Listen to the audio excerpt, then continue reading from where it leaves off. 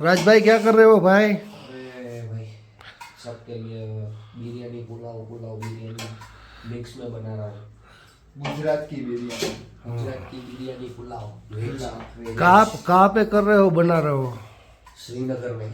श्रीनगर में बना रहे हो? कैसा है? 6-7 डिग्री। श्रीनगर की होटल में बना रहे हैं भाई। कुछ नहीं घटता भाई। उन लोगों ने किचन भी दे दिया हमें। ये सारा सामान हमारा है। ये पूरा किचन इसका है। किचन उनका है, पूरा सामान हमारा है। अरे खा के बाका जी की नहीं बोलाओगे ना भाई? अरे नहीं, खा के सो जाना है।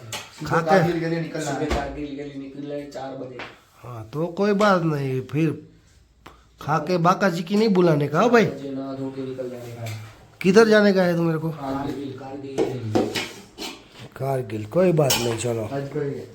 पापड़ बनाएंगे। पापड़ पापड़ सेकेंगे? दिखाओ पापड़ दिखाओ। अच्छा पहली घर नहीं है अपनी ही ना पहली। बोलवा बोले मारो भाई।